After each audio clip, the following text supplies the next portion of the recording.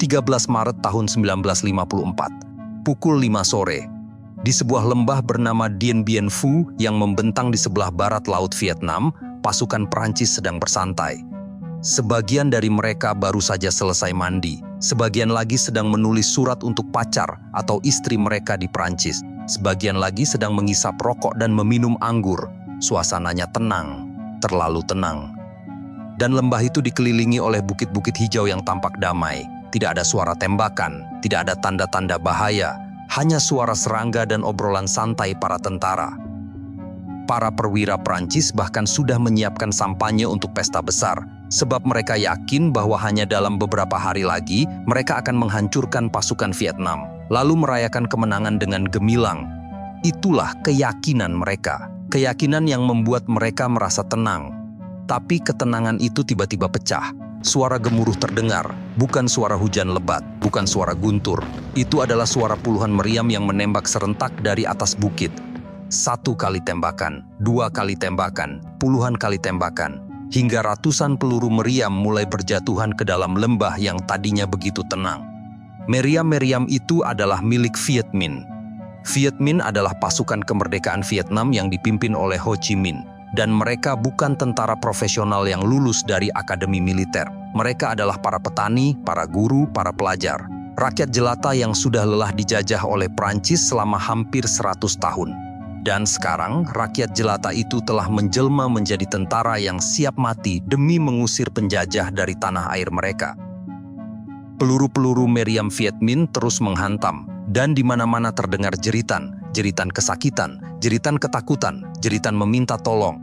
Para tentara Prancis yang tadinya sedang menulis surat cinta, kini menulis surat terakhir. Mereka yang tadinya meminum anggur, kini meminum air yang bercampur lumpur. Mereka yang tadinya bercanda dan tertawa, kini menangis dan berdoa. Jiwa mereka bergelimpangan di mana-mana, tidak sempat diangkat, tidak sempat dikuburkan. Bau cairan merah bercampur dengan bau keringat dan bau ketakutan. Meriam Viet Minh kemudian menghantam pos-pos pertahanan Prancis, pos Beatrice, pos Gabriel, pos Anne-Marie, pos-pos yang dinamai dengan nama-nama perempuan seolah-olah kekasih yang akan dilindungi dengan gagah berani. Tapi sore itu, pos-pos itu hancur berkeping-keping. Dan para tentara yang berlindung di dalamnya berhamburan keluar, tapi di luar sudah menunggu lebih banyak peluru meriam. Dan di tengah neraka itu ada satu orang yang paling menderita. Namanya adalah Kolonel Charles Pirot. Pirot adalah komandan artileri Prancis. Dan sebelum pertempuran dimulai, Pirot adalah orang yang paling percaya diri, paling sombong, paling angkuh. Dan dia yakin bahwa dia bisa membungkam senjata yang dimiliki Viet Minh. Tapi ketika puluhan meriam Viet Minh menembaki pasukannya dari atas bukit, Pirot tidak bisa berbuat apa-apa. Dia duduk sendirian di dalam bunkernya, menangis, gemetar. Dia malu, sangat malu. Malu kepada anak buahnya yang sudah mati sia-sia. Malu kepada masyarakat Prancis yang sebentar lagi akan mendengar berita kekalahan ini dari koran-koran. Hingga pada malam harinya, Pirot pun mengambil sebuah granat. Dia mencabut pinnya. Kemudian dia meledakkan dirinya sendiri di dalam bunker. Bunuh diri karena rasa malu yang tidak bisa ditanggungnya lagi. Dan ini baru hari pertama. Hari pertama dari 56 hari yang akan datang. 56 hari yang terasa seperti 56 tahun. Dan setiap hari, setiap malam, peluru-peluru Viet Minh terus berjatuhan dari atas bukit. Sedangkan stok makanan pasukan Prancis mulai habis, amunisi menipis, obat-obatan tidak ada lagi, dan tentara yang terluka tidak bisa dirawat lagi. Luka-luka mereka membusuk di tengah lumpur dan hujan tropis. Belatung mulai muncul di luka-luka yang menganga, bau busuk memenuhi udara, bau mayat yang membusuk, bau keringat dan ketakutan. Tikus-tikus berkeliaran di antara mayat-mayat. Lalat-lalat beterbangan di mana-mana. Dan sisa-sisa tentara Prancis yang tadinya gagah dan disiplin, kini berubah menjadi manusia-manusia yang putus asa. Mereka bertahan di dalam lubang-lubang perlindungan yang semakin sempit. Tidak bisa keluar, tidak bisa lari, terdesak, terpojok. Mereka memanggil nama-nama ibu mereka, menulis surat terakhir untuk istri dan anak-anak mereka di Prancis. Surat yang mungkin tidak akan pernah sampai. Surat yang berisi kata-kata perpisahan, berisi permintaan maaf karena mereka tidak akan pernah pulang. Hingga akhirnya, pada tanggal 7 Mei tahun 1954, setelah 56 hari terkepung mengerikan sambil dihujani meriam, semuanya berakhir. sebuah bendera putih pertanda menyerah pun dikibarkan di atas bunker komando Prancis. Dan tiba-tiba, dari dalam sebuah bunker, seorang jenderal berjalan keluar. Nama jenderal itu adalah Christian de Castries. Dialah komandan tertinggi pasukan Prancis di Dien Bien Phu, seorang pria yang tadinya menyiapkan sampanye untuk merayakan kemenangan. Dan kini dia berjalan dengan langkah gontai. Wajahnya pucat, seragamnya kotor oleh lumpur dan keringat dan air mata. Dia berjalan melewati mayat-mayat anak buahnya, menuju tenda komando Viet Minh. Dia menyerah kepada seorang guru sejarah yang brilian bernama Jenderal Pho Nguyen Giap, seorang jenderal yang kini sukses memimpin Viet Minh dengan kemenangan yang gemilang. Dari 16.000 tentara elit Prancis yang dikirim ke lembah itu, 11.721 diantaranya menjadi tawanan, sedangkan sisanya sudah menjadi mayat. Dan dari 11.721 tawanan itu, ribuan orang dari mereka tidak akan pernah pulang ke Eropa. Kenapa? Karena mereka digiring dalam perjalanan panjang sejauh 600 km menuju kamp-kamp tahanan Viet Minh. Bayangkan, digiring sejauh 600 km. Perjalanan yang kemudian dikenal sebagai The Death March of the Dien Bien Phu Prisoners, atau pawai kematian para tawanan Dien Bien Phu. Digiring di bawah terik matahari, di tengah hujan yang lebat, tanpa makanan yang cukup, tanpa air yang bersih. Banyak yang jatuh karena kelelahan, mati karena malaria, mati karena disentri, mati begitu saja di pinggir jalan, lalu ditinggalkan, jauh dari rumah, jauh dari keluarga, jauh dari Perancis. Mereka semua mati sia-sia di sebuah negeri yang tidak pernah mereka fahami. Inilah Dien Bien Phu, inilah Vietnam, inilah kekalahan paling memalukan dalam sejarah militer Perancis. Sebuah imperium kolonial yang pernah menaklukkan sebagian besar Afrika dan Asia Tenggara.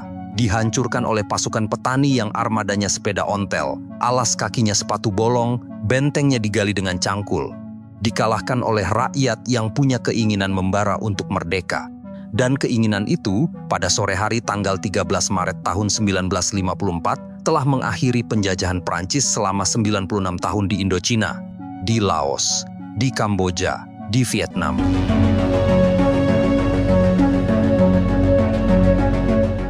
Kaisar Mandul yang berani melawan. Dalih misionaris di balik invasi Prancis.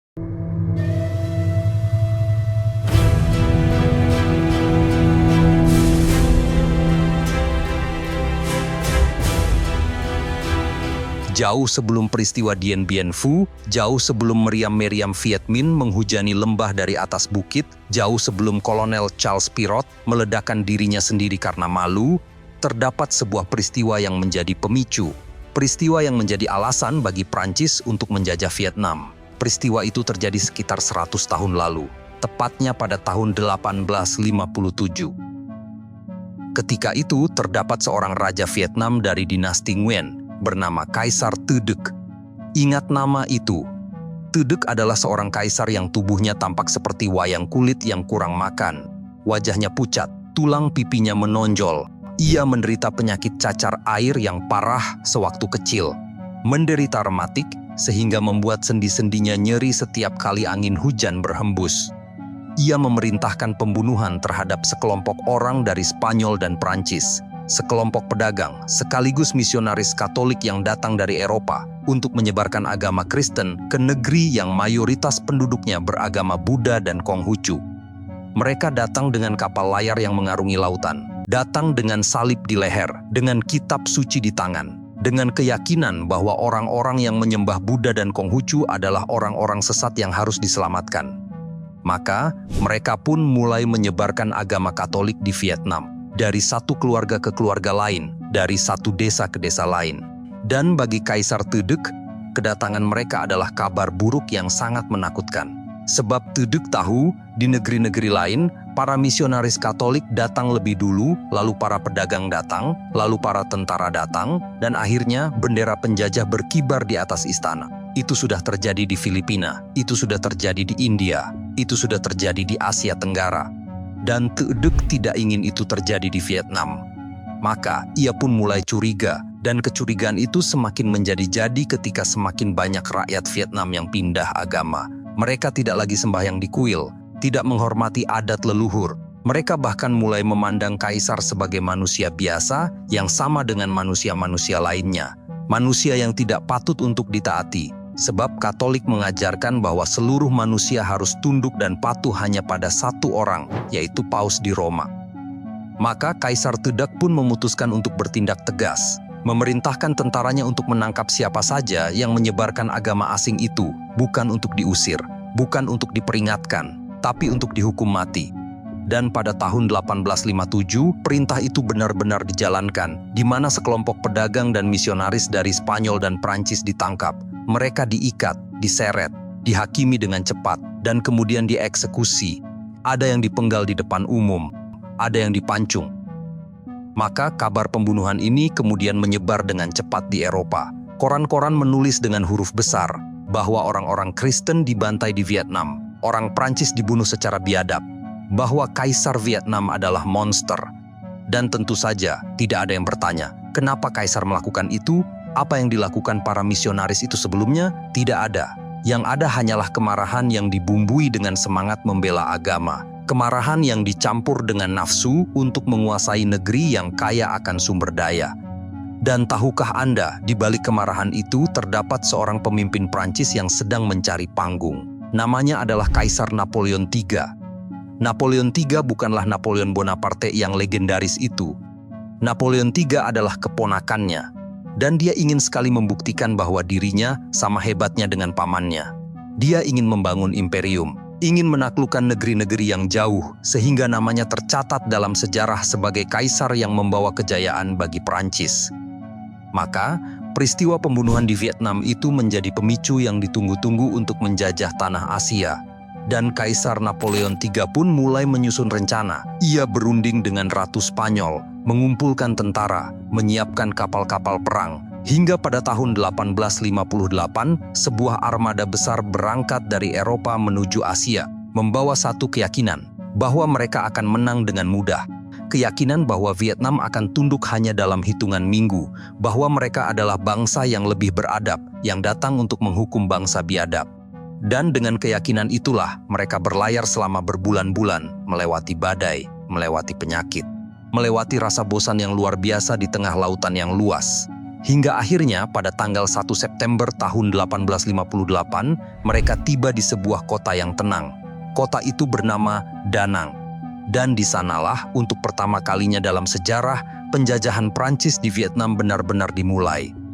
Tapi sebelum kita masuk ke serangan itu, ada baiknya kita berhenti sejenak. Sebab Vietnam adalah negeri dengan rakyat yang sudah terbiasa hidup susah. Rakyat yang sudah berulang kali menghadapi bencana alam dan kelaparan.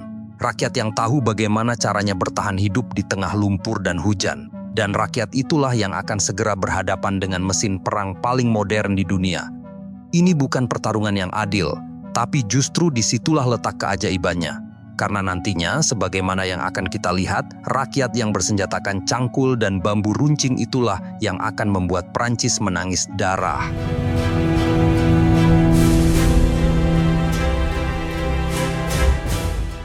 Dua tahun terkepung, 2 tahun makan tikus. Kota kosong yang menjadi perangkap maut. 1 September tahun 1858, pagi-pagi sekali, meriam-meriam kapal perang Prancis menyemburkan tembakan. 1 kali, 2 kali, 3 kali, puluhan kali tembakan. Dan bola-bola besi itu meluncur deras ke arah benteng-benteng Vietnam yang berdiri di tepi pantai kota Da Nang. Benteng-benteng itu hancur seperti kue kering yang disiram air panas, runtuh berkeping-keping, debu beterbangan, asap mengepul, dan di dalam benteng, para tentara Vietnam berhamburan. Ada yang lari, ada yang berteriak. Ada yang mencoba membalas dengan meriam mereka yang sudah kuno dan berkarat, dan tentu saja meriam kuno itu terlalu lambat, terlalu pendek jangkauannya, terlalu ringkih, dan satu persatu mereka tumbang. Ada yang terkena pecahan batu, ada yang tertimbun reruntuhan, ada yang jatuh dengan tubuh penuh darah. Dan setelah benteng-benteng di tepi pantai hancur, pasukan Prancis dan Spanyol pun mendarat. Mereka turun dari kapal dengan seragam rapi, berbaris memasuki kota Da Nang. Dan kota itu yang tadinya ramai dengan pedagang dan nelayan, kini berubah menjadi kota hantu. Rakyat jelata sudah mengungsi ke pedalaman, toko-toko ditutup, pasar-pasar kosong. Hanya ada debu dan keheningan dan bau mesiu yang menyengat. Prancis pun mengibarkan bendera di atas gedung-gedung yang masih berdiri. Dan mereka merasa telah meraih kemenangan. Tapi kemenangan itu semu, sebab di malam harinya ketika para tentara Prancis sedang tertidur nyenyak di dalam tenda-tenda mereka, tiba-tiba terdengar suara langkah kaki. Suara itu pelan, semakin dekat, dan tiba-tiba sebuah jeritan memecah malam. Seorang tentara Prancis yang sedang berjaga jatuh dengan leher menganga. Sebilah pedang menyayat lehernya, darahnya mengucur deras. Lalu tiba-tiba ada jeritan kedua, jeritan ketiga, jeritan keempat, dan seterusnya. Rakyat Vietnam ternyata sedang menyelinap masuk ke dalam perkemahan. Mereka membawa golok, tombak, dan bambu rancing, menyerang dengan cepat lalu menghilang ke dalam gelap. Dan malam itu puluhan tentara Prancis tewas. Dan sejak malam itu pasukan Prancis di kota Da Nang tidak pernah bisa tidur nyenyak lagi. Karena setiap malam pasti ada gerilyawan Vietnam yang datang. Dan pada pagi harinya mayat-mayat Prancis bergelimpangan. Bahkan air sumur mulai diracuni. Gudang-gudang makanan dibakar, patroli yang keluar dari kota disergap di tengah jalan, dan akhirnya pasukan Prancis mengalami kekalahan. Kota Da Nang adalah kota tropis, panasnya lembab, hujannya deras. Dan para tentara Prancis yang terbiasa dengan iklim sejuk di Eropa tidak tahan. Mereka berkeringat, kelelahan, mereka jatuh sakit. Sakit apa? Sakit malaria, sakit disentri, sakit kolera. Penyakit-penyakit tropis yang tidak pernah mereka kenal sebelumnya. Dan tentara Prancis mulai tumbang satu persatu. Tumbang karena ditebas, tumbang karena demam, karena penyakit, karena diare, karena muntah-muntah. Mereka terbaring di tenda-tenda darurat, menggigil kedinginan. Mereka mengigau, memanggil nama ibu mereka, dan banyak dari mereka mati begitu saja. Tidak ada yang bisa dikuburkan dengan layak, hanya ditimbun tanah seadanya. Maka setelah berbulan-bulan terjebak di Da Nang, komandan pasukan Prancis, yaitu Laksamana Charles Rigaud de Genouille, mulai frustrasi. Banyak sekali anak buahnya mati. Dan ia pun mengambil keputusan yang radikal, yaitu melupakan Da Nang, meninggalkan kota yang sudah berubah menjadi kuburan, mengalihkan serangan ke tempat lain. Kemana? Ke selatan, jauh ke selatan, ke sebuah kota bernama Saigon. Kenapa Saigon? Karena Saigon adalah pusat lumbung beras Vietnam. Saigon terletak di delta sungai Mekong yang subur. Padi tumbuh dengan mudah, air melimpah, tanahnya hitam dan kaya.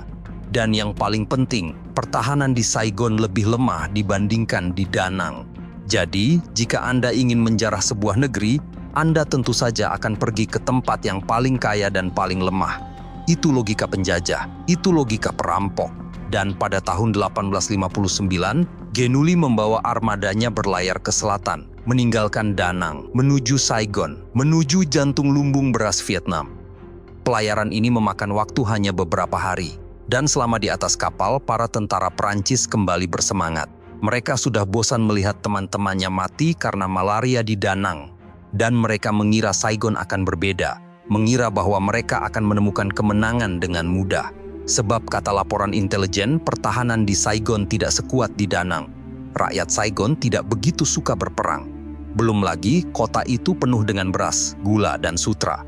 Maka, bayangan para tentara Prancis pun melayang-layang.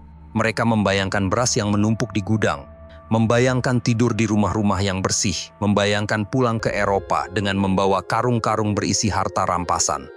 Tapi, seperti yang akan kita lihat, bayangan itu hanyalah mimpi di siang bolong. Maka pada bulan Februari tahun 1859, armada Prancis tiba di muara sungai Mekong, dan meriam-meriam Prancis pun mulai menyalak. Dentuman bergemuruh, bola-bola besi meluncur ke arah benteng, dan benteng-benteng Vietnam itu runtuh seperti rumah kartu yang tertiup angin. Pasukan Vietnam berhamburan keluar, lari ke dalam hutan, ke dalam rawa-rawa, dan dalam waktu singkat kota Saigon pun jatuh. Pasukan Prancis mendarat, memasuki kota, dan mengibarkan bendera mereka di atas gedung yang paling tinggi. Tapi, seperti halnya di kota Da Nang, kemenangan di Saigon itu tidak berarti apa-apa, sebab kota yang mereka rebut hanyalah kota kosong. Rakyatnya sudah lebih dulu mengungsi, pasar-pasar sepi, rumah-rumah tanpa penghuni, lumbung-lumbung beras sudah dikosongkan, bahkan air sumur mulai diracuni, dan pada malam harinya, cerita sebelumnya kembali terulang. Ketika para tentara Prancis tertidur di dalam markas mereka, para gerilyawan Vietnam muncul dari kegelapan. Mereka membawa golok dan bambu runcing, menikam tentara yang sedang berjaga, membakar gudang-gudang persediaan, lalu menghilang secepat asap. Dan pagi harinya, mayat-mayat Prancis kembali bergelimpangan. Para tentara Prancis yang masih hidup pun saling berpandangan dengan mata yang mulai kosong. Mereka mulai paham bahwa Vietnam bukanlah medan perang seperti di Eropa. Mulai paham bahwa ini bukan perang antar dua pasukan yang saling berhadapan di lapangan terbuka. Ini adalah perang melawan bayang-bayang, perang melawan hantu, melawan rakyat yang seluruh tubuhnya adalah senjata. Dan penderitaan mereka tidak berhenti di situ, karena cuaca di Saigon ternyata lebih ganas daripada cuaca di Da Nang. Panasnya menyengat, hujannya turun setiap sore, udara lembab seperti ruang sauna, nyamuk-nyamuk malaria beterbangan dengan gembira, dan satu persatu tentara Prancis mulai tumbang lagi. Mereka demam, muntah-muntah, perutnya mules, kulitnya pucat, banyak yang tidak bisa bangun dari tempat tidur, sedangkan obat-obatan menipis, makanan menipis. Dan karena dikepung oleh para gerilyawan Vietnam yang menutup semua jalan masuk menuju kota, pasokan dari laut pun tidak selalu bisa datang. Maka, di dalam kota yang tadinya mereka sebut sebagai lumbung beras, para tentara Prancis justru mulai kelaparan. Betapa ironisnya, mereka datang untuk merampok beras tapi mereka malah menggigil kelaparan di atas tumpukan karung beras yang sudah kosong. Namun jangan salah, meskipun menderita, Prancis tidak mau menyerah. Sebab bagi mereka, mundur dari Saigon adalah aib yang terlalu besar. Maka mereka pun bertahan. Bertahan dengan putus asa. Bertahan dengan memakan apa saja yang bisa dimakan. Tikus, mereka makan. Kulit pohon, mereka makan. Bahkan ada laporan yang menyebutkan bahwa beberapa tentara Prancis sampai memakan sepatu mereka sendiri. Sepatu kulit yang direbus sampai lunak, lalu dimakan dengan campuran garam. Dan begitulah, di tengah kota yang menjadi lumbung beras Vietnam, tentara penjajah itu makan sepatu dan tikus. Lalu pada bulan Maret tahun 1860, keadaan semakin buruk. Ribuan tentara Vietnam di bawah pimpinan seorang jenderal bernama Nguyen Tri Phuong mengepung kota Saigon. Mereka menggali parit, membangun benteng dari kayu dan tanah, menutup semua akses. Dan mereka terus menyerang pos-pos Prancis setiap malam. Dan praktis, pasukan Prancis di Saigon hidup dalam kurungan. Mereka tidak bisa keluar, tidak bisa lari. Mereka hanya bisa menunggu bala bantuan datang, menunggu keajaiban. Dan keajaiban itu ternyata datang, tapi bukan dengan cepat. Keajaiban itu baru datang pada awal tahun 1861, hampir 2 tahun setelah mereka pertama kali menginjakan kaki di Saigon. 2 tahun. Bayangkan, 2 tahun terjebak di negeri asing, dikepung rakyat yang marah, dimakan penyakit, dimakan nyamuk, dimakan ketakutan. 2 tahun yang terasa seperti 20 tahun. Dan pada tahun 1861 itu, bala bantuan Prancis akhirnya tiba. Mereka datang dengan kapal-kapal perang yang baru, meriam yang baru, dan tentara baru yang masih segar dan penuh semangat. Dan kali ini, Prancis tidak mau mengulang kesalahan seperti sebelumnya. Mereka tidak lagi bertahan di dalam kota sambil menunggu digerogoti seperti sepotong roti yang basi. Mereka keluar, menyerang. Dan dengan persenjataan yang jauh lebih modern, mereka menghantam pertahanan Nguyen Tri Phuong sampai hancur. Dan pasukan Vietnam yang bersenjatakan tombak dan bambu rancing harus mundur. Mereka mundur ke rawa-rawa, mundur ke hutan, mundur sambil terus mengobarkan perlawanan. Tapi untuk sementara, Prancis berhasil memenangkan pertempuran. Mereka berhasil merebut wilayah di sekitar Saigon. Dan kemenangan itu membuat mereka percaya diri lagi, terlalu percaya diri. Maka setelah merebut Saigon, Prancis kemudian memaksa Vietnam untuk menandatangani sebuah perjanjian. Perjanjian itu ditandatangani pada tahun 1862 dan dikenal dengan nama Perjanjian Saigon. Perjanjian yang berisi tuntutan-tuntutan yang manis bagi Prancis, di mana Vietnam harus menyerahkan 3 provinsi di selatan, Provinsi Bien Hoa, Provinsi Gia Dinh, Provinsi Dinh Tuong. Vietnam juga harus membuka pelabuhan-pelabuhannya untuk kapal dagang Prancis. Selain itu, Vietnam harus membayar ganti rugi perang yang jumlahnya sangat besar. Seberapa besar? 4 juta peso perak. Pada masa itu, 4 juta peso perak adalah jumlah yang sangat fantastis. Dan uang itu harus dibayarkan kepada Prancis sebagai kompensasi atas kerugian Prancis selama perang. Bayangkan ironinya, Prancis yang menyerang, Prancis yang menjarah, Prancis yang membunuh. Tapi Vietnamlah yang harus membayar ganti rugi sekaligus menyerahkan wilayah. Ini seperti seorang perampok yang masuk ke rumah Anda, membunuh keluarga Anda, merampas harta Anda, lalu menagih biaya bensin kepada Anda. Betapa warasnya, atau betapa tidak warasnya. Tapi begitulah logika penjajah, logika bahwa yang kuat selalu benar. Meskipun pemerintah Vietnam yang lemah sudah menandatangani perjanjian, rakyat Vietnam tidak mau menyerah. Mereka menolak mengakui perjanjian yang memalukan itu. Maka, di desa-desa, di rawa-rawa, di hutan-hutan, perlawanan terus berjalan. Para petani yang kehilangan tanah mulai mengangkat senjata. Para guru yang kehilangan muridnya karena dibunuh mulai bergerilya. Para pemuda yang marah melihat bendera Prancis berkibar mulai membentuk kelompok-kelompok perlawanan. Dan kelompok-kelompok ini tidak punya seragam, tidak punya pangkat, tidak punya meriam. Yang mereka punya hanyalah keberanian dan dendam. Tapi justru keberanian dan dendam itulah yang paling ditakuti oleh Prancis. Karena bom bisa dihancurkan, benteng bisa diruntuhkan, tapi dendam dan keberanian tidak bisa dikubur. Ia hidup di dada setiap orang yang tanahnya dirampas, dan ia akan tumbuh, menyebar, dan akhirnya meledak. Jadi, begitulah akhir dari bagian ini. Dari Danang yang gagal, lalu pindah ke Saigon, lalu merebutnya setelah 2 tahun terkepung, lalu memaksa Vietnam menandatangani perjanjian yang merampok 3 provinsi. Prancis memang tampak menang, tapi di lapangan, di dalam hati rakyat Vietnam, perang belum selesai, malah baru saja dimulai. Dibantu pasukan bendera hitam. Ketika tentara Vietnam dan Cina bekerja sama mengubur 2 perwira Prancis tanpa kepala.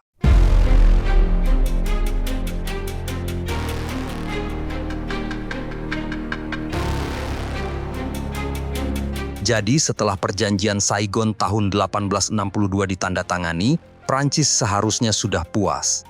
Mereka sudah dapat 3 provinsi di selatan, sudah dapat pelabuhan, sudah dapat uang ganti rugi. Kalau mereka adalah tamu yang tahu diri, mereka akan berhenti di situ, lalu pulang ke Eropa sambil membawa karung-karung berisi keuntungan. Tapi Prancis bukan tamu yang tahu diri. Prancis adalah tamu yang datang ke pesta, lalu mengambil seluruh makanan di meja, lalu mengusir tuan rumah yang mengundangnya, lalu pindah ke kamar tidur dan mengklaim rumah itu sebagai miliknya. Maka, Prancis pun melihat bahwa di sebelah utara terbentang wilayah yang sangat luas dan sangat subur. Ada sungai besar bernama Sungai Merah. Sungai Merah ini mengalir dari pegunungan Yunnan di Cina, turun melewati dataran-dataran yang subur dan bermuara di Teluk Tonkin. Dan di sepanjang sungai itu berdirilah kota-kota tua yang kaya raya. Kota Hanoi, kota Haiphong, kota Nam Dinh. Dan di Sungai Merah itu orang-orang bisa berdagang langsung ke Cina. Cina, negeri yang luas yang dipenuhi jutaan orang yang lapar akan barang-barang Eropa. Dan kalau Prancis bisa menguasai jalan ke Cina, mereka bisa meraup keuntungan yang berlipat-lipat. Maka di benak para pejabat Prancis muncul sebuah rencana yang sangat rakus. Kenapa kita berhenti di selatan, kata mereka. Ayo kita ambil utara juga. Ayo kita kuasai Sungai Merah. Ayo kita masuk ke Cina lewat pintu belakang. Dan tentu saja, selalu ada alasan yang bisa dipakai untuk memulai perang. Selalu ada pemicu yang bisa dibuat-buat. Dan pemicunya kali ini datang dalam bentuk seorang pedagang Prancis bernama Jean Dupuis. Dupuis adalah tipe orang yang mempunyai julukan sebagai petualang yang kurang ajar. Bagaimana tidak, ia datang ke Hanoi dengan niat berdagang senjata dan barang-barang lainnya lewat Sungai Merah. Ia datang tanpa izin, tanpa dokumen yang sah, tanpa meminta permisi kepada siapapun. Dan ketika para pejabat Vietnam mencoba menghentikannya, Dupuis malah marah-marah. Ia pun melaporkan hal itu kepada tentara Prancis yang ada di Saigon. Saya diganggu oleh orang Vietnam. Hak dagang saya dihalang-halangi. Dan para pejabat Prancis di Saigon yang memang sudah lama ingin menyerbu ke utara, langsung melompat kegirangan. Nah ini dia, kata mereka. Ini dia alasan yang sempurna. Maka pada tahun 1873, Prancis mengirim seorang perwira muda bernama Francis Garnier ke utara. Garnier adalah pria yang pemberani, ambisius, dan sedikit gila. Ia baru berusia 30-an tahun, tapi ia sudah merasa dirinya akan menjadi seperti Napoleon yang legendaris itu. Ia memimpin pasukan kecil, hanya sekitar 200 orang, tapi bersenjata lengkap dan penuh percaya diri. Dan ia yakin bahwa 200 tentara Prancis bisa mengalahkan ribuan tentara Vietnam. Dan dengan keyakinan itu, Garnier pun berlayar ke utara memasuki Sungai Merah dan langsung menyerang Hanoi. Kota Hanoi waktu itu adalah kota tua yang dikelilingi tembok-tembok kuno. Pertahanannya lemah. Tentaranya bersenjatakan tombak dan senapan yang sudah berkarat. Dan Garnier serta pasukannya dengan meriam modern dan senapan yang lebih cepat berhasil mendobrak pertahanan Hanoi. Merebut kota itu dengan mudah. Lalu ia melanjutkan serangan ke kota-kota lain di sekitar delta Sungai Merah. Dan semuanya jatuh satu persatu, sehingga hampir seluruh wilayah utara berhasil dikuasai oleh pasukan Prancis yang jumlahnya sangat kecil. Dan Garnier pun semakin sombong. Ia menulis surat ke pemerintah Prancis di Saigon. Utara sudah di tangan kita, kirimkan lebih banyak tentara, kita akan taklukkan seluruh Vietnam. Tapi ada satu hal yang tidak dihitung oleh Garnier, satu hal yang kelak akan membunuh banyak perwira Prancis lainnya. Satu hal itu adalah rakyat Vietnam. Dan tidak hanya rakyat Vietnam, tetapi juga orang-orang Cina yang tinggal di Vietnam Utara. Orang-orang Cina ini tidak suka melihat Prancis datang dan menguasai Sungai Merah, sebab mereka juga berdagang di sana, sebab mereka juga mengambil keuntungan dari perdagangan di sungai itu. Dan mereka tidak rela melihat orang berkulit putih mengambil alih jalur dagang mereka. Maka, mereka pun mengangkat senjata. Dan salah satu kelompok Cina yang paling terkenal adalah kelompok bernama Black Flag Army, atau dalam bahasa kita, pasukan bendera hitam. Pasukan bendera hitam ini dipimpin oleh seorang pria bernama Liu Fingfuk. Liu Fingfuk adalah tipe pria yang wajahnya penuh bekas luka dan matanya menyala seperti bara. Ia bukan jenderal dari akademi militer. Ia adalah bekas tentara pemberontak yang melarikan diri dari Cina, lalu membentuk pasukan sendiri di perbatasan Vietnam. Dan pasukannya terkenal sangat kejam, sangat disiplin, dan sangat membenci orang Barat. Dan kebetulan mereka juga dipanggil oleh pemerintah Vietnam untuk membantu melawan Prancis. Jadi aliansi pun terbentuk, yaitu tentara Vietnam, beserta pasukan Cina bendera hitam yang liar dan penuh dendam. Maka, pada tanggal 21 Desember tahun 1873, di sebuah tempat bernama Châu Zi di pinggiran kota Hanoi, pasukan bendera hitam menyiapkan jebakan. Mereka bersembunyi di balik pohon, di dalam parit di balik gundukan tanah. Mereka menunggu dengan sabar. Dan ketika Garnier dan pasukannya keluar dari Hanoi untuk mengejar tentara Vietnam yang pura-pura mundur, jebakan itu pun menutup. Lalu pasukan bendera hitam muncul dari segala arah. Mereka menyerang dengan golok, tombak, dan senapan-senapan tua yang tetap mematikan di jarak yang lumayan dekat. Garnier terkejut. Ia tidak menyangka. Ia mencoba memimpin serangan balik, mencoba berteriak memberi perintah. Tapi tiba-tiba ia jatuh dari kudanya. Tubuhnya ditusuk berkali-kali. Dan Francis Garnier, perwira muda yang sombong itu, mati di tepi jalan yang becek. Dipenggal, lalu dibawa keliling kampung sebagai tanda kemenangan. Dan pasukan Prancis yang tersisa pun lari tunggang langgang kembali ke Hanoi. Mereka menutup gerbang kota, gemetar di dalam benteng. Dan akhirnya mereka pun menandatangani perjanjian untuk mundur dari utara. Prancis kalah. Kalah bukan karena teknologi mereka buruk, tapi karena mereka tidak paham bahwa di Vietnam setiap jembatan, setiap pohon, setiap gundukan tanah bisa berubah menjadi kuburan. Namun, kekalahan di Châu Zi tidak membuat Prancis berhenti. Justru sebaliknya, kekalahan itu membuat mereka marah. Maka, para pejabat pemerintah di Paris menulis di koran, Garnier telah dibunuh secara biadab. Dan tidak ada rakyat Prancis yang bertanya, kenapa Garnier ada di sana? Kenapa dia menyerang kota di Vietnam? Kenapa dia tidak di rumah saja? Tidak ada yang bertanya. Yang ada hanyalah seruan untuk perang. Dan pada tahun 1882, hampir 10 tahun setelah kematian Garnier, Prancis pun mengirim ekspedisi terbarunya ke utara. 10 tahun. Ingat itu, 10 tahun setelah kematian Garnier, mereka baru mengirim lebih banyak tentara. Mereka juga mengirim seorang perwira baru bernama Henri Rivière. Rivière adalah tipe perwira yang mirip dengan Garnier. Dia ambisius, percaya diri, dan sangat yakin bahwa ia akan menang. Ia datang ke Hanoi dengan pasukan kecil, lalu langsung menyerang benteng Hanoi. Dan lagi-lagi benteng Hanoi jatuh. Rivière merebut kota itu. Lalu ia menulis laporan ke Paris. Hanoi sudah dikuasai. Mari kita lanjutkan sampai ke Cina. Tapi, seperti Garnier, Rivière juga lupa satu hal. Ia lupa bahwa di luar sana, pasukan bendera hitam alias pasukan Cina masih ada. Maka pada tanggal 19 Mei tahun 1883, di Châu Zi, pasukan bendera hitam kembali memasang jebakan. Dan Rivière, yang sedang memimpin pasukannya, masuk ke dalam perangkap. Tetapi kali ini, pertempuran berlangsung lebih sengit. Peluru beterbangan, golok berkilat, darah berceceran di jalan yang berlumpur. Dan Henri Rivière pun jatuh. Ia ditusuk, tubuhnya diinjak-injak. Ia dipenggal seperti Garnier. Dan pasukan Prancis kembali melarikan diri ke Hanoi. Gerbang ditutup, bendera diturunkan setengah tiang. Dan kemarahan para pejabat di Paris meledak lagi, meledak lebih besar dari sebelumnya. 2 perwira kita mati di tempat yang sama. Ini penghinaan. Kita harus menghancurkan Vietnam. Dan disinilah kita melihat betapa bodohnya logika penjajah. Mereka datang ke negeri yang tidak mereka kenal, membunuh orang, merebut kota. Lalu ketika orang-orang di negeri yang mereka jajah itu membela diri, mereka menyebutnya sebagai penghinaan. Mereka merasa bahwa darah mereka lebih suci daripada darah orang Vietnam. Bahwa nyawa seorang perwira Prancis lebih berharga daripada ratusan nyawa petani Vietnam. Dan dengan logika yang bengkok itu, mereka pun memutuskan untuk mengerahkan kekuatan besar. Mereka mengirim ribuan tentara, meriam-meriam raksasa, kapal-kapal perang. Dan kali ini, target mereka bukan hanya Hanoi. Target mereka adalah ibu kota Vietnam sendiri, yaitu kota Hue. Hue adalah kota yang indah, terletak di tepi sungai Hun dengan istana-istana kuno yang dihiasi naga-naga emas. Dan pada bulan Agustus tahun 1883, armada Prancis muncul di depan kota Hue. Meriam-meriam kapal mulai menembak, dentuman terdengar sampai ke pelosok kota. Benteng-benteng pertahanan Hue pun runtuh. Dan Kaisar Vietnam waktu itu, yang bernama Hiep Hua, adalah orang yang lemah.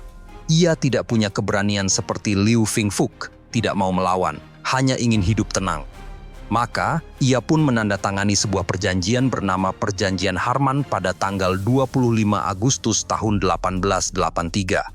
Isinya sangat pahit, di mana Vietnam mengakui bahwa mereka berada di bawah perlindungan Prancis. Artinya Vietnam tidak boleh lagi punya hubungan dengan negara lain tanpa izin Prancis.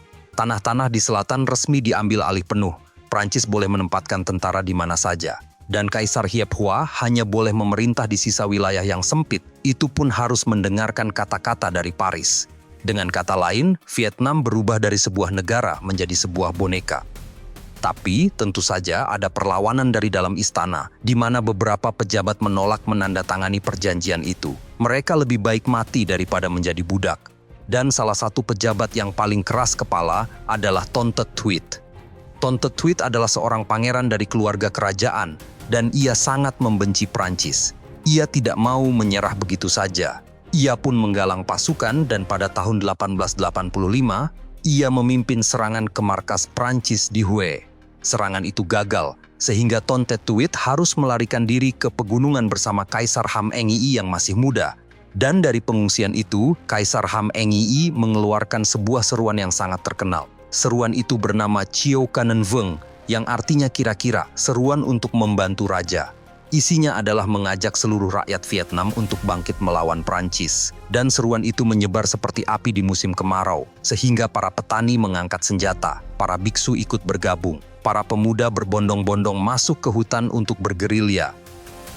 Tapi, seperti yang bisa diduga, gerakan ini akhirnya mudah dipadamkan, karena Prancis terlalu kuat, persenjataan mereka terlalu modern. Dan satu persatu pemimpin gerakan ini ditangkap dan dihukum mati.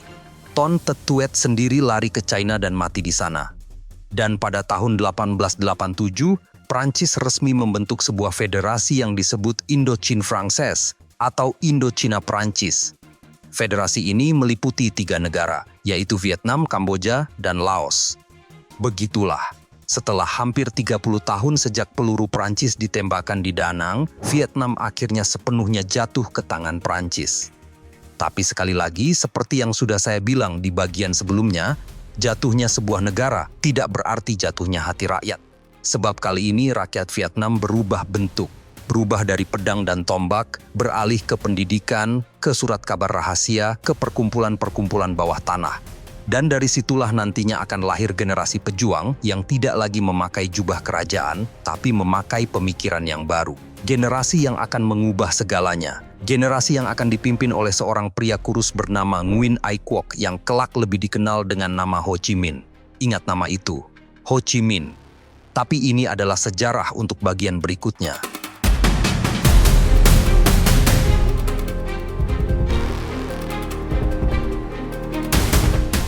Garam, alkohol, dan opium. Ketika pemuda Vietnam meninggalkan segalanya demi mencari resep kemerdekaan.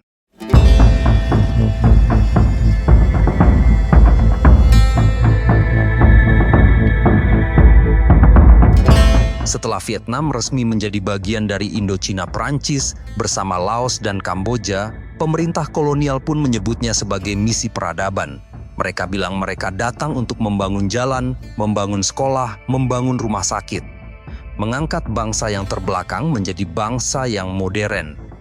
Tapi kenyataannya yang terjadi adalah yang mereka bangun adalah pemerasan. Pemerasan yang bekerja tanpa henti selama hampir 70 tahun. Coba bayangkan, Anda hidup sebagai petani Vietnam pada masa itu. Dan dulu, sebelum Perancis datang, Anda membayar pajak kepada raja dalam bentuk beras.